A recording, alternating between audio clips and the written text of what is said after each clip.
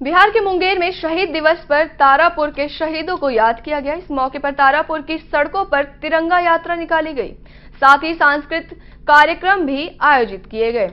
आपको बता दें कि 15 फरवरी 1932 को देश की आजादी की खातिर 34 लोग शहीद हुए थे।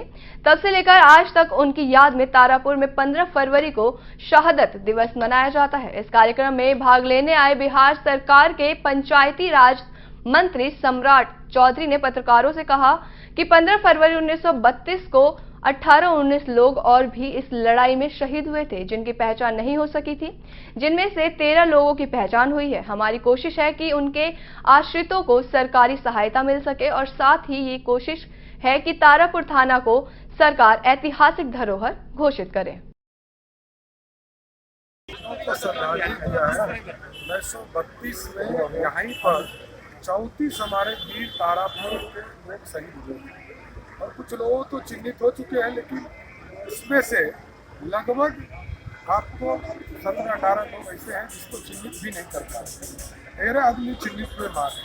हम लोग श्रद्धांजलि अर्पित कर रहे हैं, लेकिन सरकार के स्तर पर पूरी रूपरेखा माननीय विधायक जी ने भी बनाया है। उसको हम लोग पूरी तरह उंगली जमा इस मुख्य वर्ष में हम लोग पूरा करेंगे कि किस तरह स्मारक का स्वरूप और इस थाना को किस तरह राष्ट्रीय धरोहर के स्वरूप में हम लोग खड़ा कर सकते हैं, इन चीज़ों को करने का काम किया। तारापुर शहीद दिवस है। 15 फरवरी 1932 के 34 शहीदों की याद में हर साल ये दिवस देश भर में मनाया जाता है और इस बार का शहीद दिवस और भी विशेष हो जाता है क्योंकि भारत के यशस्वी प्रधानमंत्री जी ने पूरी दुनिया के सामने स्वयं अपनी जुबानी तारापुर के शहीदों को नमन किया और इस पूरी कहानी को दुनिया के सामने उन्होंने रखा है। आज़ादी के 75वें वर्षगांठ में जिस प्रकार से भारतवर्ष में एक आयोजन अमृत महोत्सव के रूप में हो रहा है, उसमें तारापुर शहीदों की कहानी भी शामिल हुई है। इसकी भी हम सबको प्रसन्नता है और आज इस ऐतिहासिक थाना भवन परिसर में जिस तरह का ऐतिहासिक कार्यक्रम हुआ है, लोगों का हुजूम उमड़ा है, वो हम सब के लिए प्रसन्नता का विषय है।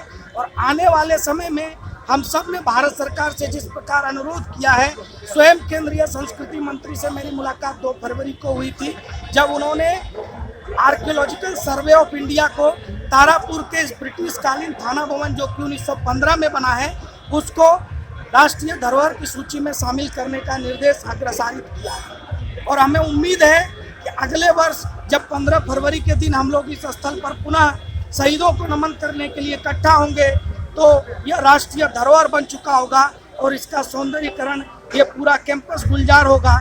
देश विदेश से पर्यटक हमारे शहीदों की कहानी जानने और उससे प्रेरणा ग्रहण करने के लिए यहाँ पहुँचेंगे। 100% प्लेसमेंट के साथ हम देंगे आपको मौका। Life 24 media institute, admission open.